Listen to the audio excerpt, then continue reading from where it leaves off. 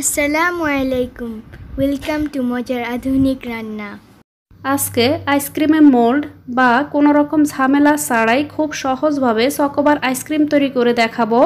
তার জন্য এখানে প্রথমে একটা বাটিতে নিয়ে নিব 1 টেবিল চামচ পরিমাণ কর্নফ্লাওয়ার, সাথে দিয়ে দিব আধা কাপ পরিমাণ দুধ, দিয়ে সবগুলোকে খুব ভালোভাবে মিশিয়ে নিব। এখানে দুধটা আমার এখানে ঠান্ডা আছে, এখানে কর্নফ্লাওয়ারের সাথে অবশ্যই গরম দুধ দেওয়া যাবে না, ঠান্ডা দুধটাই নিতে হবে। অপরদিকে একটা পাতিলে আমি নিয়ে নিলাম 600 ml পরিমাণ দুধ, তার সাথে দিয়ে দিব 2 টেবিল চামচ পরিমাণ চিনি। এবার এই দুধের মিশ্রণটাকে আমি জাল করে নিব। তার জন্য চুলায় বসিয়ে নিলাম, বসিয়ে আমি কিছুক্ষণ পর নেড়েচেড়ে দুধটাকে জাল করে নিচ্ছি। চকোবার আইসক্রিম যদি আপনারা বাইরে থেকে কিনতে যান তাহলে দেখা যায় অনেক দাম পড়ে। অল্প খরচে খুব সহজে এভাবে আপনারা চকোবার আইসক্রিম বাসায় তৈরি করে নিতে পারবেন। এবার এখানে আমি যে কর্নফ্লাওয়ারের মিক্সচারটা তৈরি করে রেখেছি সেটি দিয়ে দিব। তো একটু মিশিয়ে নিচ্ছি। কর্নফ্লাওয়ারটা কিন্তু কিছুক্ষণ এখানে রেখে দেওয়ার কারণে নিচে জমে যাবে। তো আবারও মিশিয়ে নিয়ে এখানে দুধের সাথে দিয়ে দিলাম, দিয়ে আবারও দুধটাকে আমি মিশিয়ে নিয়ে আরও 5 থেকে 6 মিনিটের মতো জাল করে নিব। তো কিছুক্ষণ পর নেড়ে ছেড়ে দুধটাকে আমি জাল করে নিচ্ছি। তো আজকের এই আইসক্রিমগুলো আমি খুব সহজে মোল্ড ছাড়াই তৈরি করে নিব। তো আপনারা চাইলে মোল্ডের মধ্যে চকোবার আইসক্রিমগুলো তৈরি করে নিতে পারবেন। তো দুধটা জাল করে নেওয়া হয়ে গেছে, এগুলোকে একটা সাইডে রেখে দিব। এখানে আমি চকলেট মেল্ট করে নিব। তার জন্য এখানে একটা বাটিতে গরম পানি নিয়ে নিলাম, তার উপরে আমি এখানে কিছু ক্যান্ডি নিয়ে তারপর এখানে উপর থেকে এভাবে বসিয়ে ঢাকনা দিয়ে ঢেকে দিলাম। ঢেকে আমি প্রায় 8 থেকে 10 মিনিটের মতো অপেক্ষা করেছি। ততক্ষণে খুব ভালোভাবে ক্যান্ডিগুলো মেল্ট হয়ে যাবে। দেখতে পাচ্ছেন, চামচ দিয়ে একটু নাড়া দিলেই দেখবেন খুব সহজে কিন্তু ক্যান্ডিগুলো মেল্ট হয়ে যাচ্ছে। প্রথম দিকে একটু শক্ত মনে হতে পারে, কিছুক্ষণ চামচ দিয়ে মিশিয়ে নেওয়ার পরে দেখবেন খুব সহজে ক্যান্ডিগুলো গলে যাবে। ক্যান্ডিগুলো গলে গিয়ে এরকম একটি মিশ্রণ তৈরি হবে।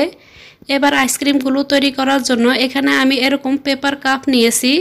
পেপার কাপের মধ্যে এখানে 3 ভাগে 2 ভাগ পর্যন্ত আমি এখানে ক্যান্ডির যে লেয়ার সেটি আমি এখানে পাতলা করে ছড়িয়ে দিব। তো এখানে পুরো কাপের মধ্যে না দিয়ে আমি কাপের 3 ভাগে 2 ভাগ পর্যন্ত এভাবে দিয়ে দিব। দিয়ে এগুলোকে 2 মিনিটের মতো রেখে দিব। ততক্ষণে এখানে চকলেটের লেয়ারটি পুরোপুরি শক্ত হয়ে যাবে। তো খুব ভালোভাবে এই লেয়ারটি সেট হয়ে যাওয়ার পর আমি এখানে দুধের যে মিশ্রণটি তৈরি করেছি সেটি আমি দিয়ে দিব। তো এখানে আমি আরও একটি কাপের মধ্যে এভাবে আমি চকলেটের লেয়ারটা লাগিয়ে নিলাম। তো এখানে অপেক্ষা করতে হবে পুরোপুরি চকলেটের লেয়ারটি শক্ত হয়ে যাওয়া পর্যন্ত। যখন এখানে এই লেয়ারটি ভালোভাবে সেট হয়ে যাবে এরপর আমি দুধের মিশ্রণটা এখানে দিয়ে দিব। ঠিক যতটুকু আমি এখানে ক্যান্ডির লেয়ার দিয়েছি ঠিক ততটুকু আমি এখানে দুধের মিশ্রণটা দিয়ে দিব। দিয়ে উপর থেকে আমি এখানে অ্যালুমিনিয়াম পেপার দিয়ে মুড়িয়ে নিব। তো প্রত্যেকটাতে আমি এখানে অ্যালুমিনিয়াম পেপার দিয়ে দিচ্ছি। হাতের কাছে অ্যালুমিনিয়াম পেপার না থাকলে আপনারা এভাবে ডিপ ফ্রিজে রেখে দিতে পারেন।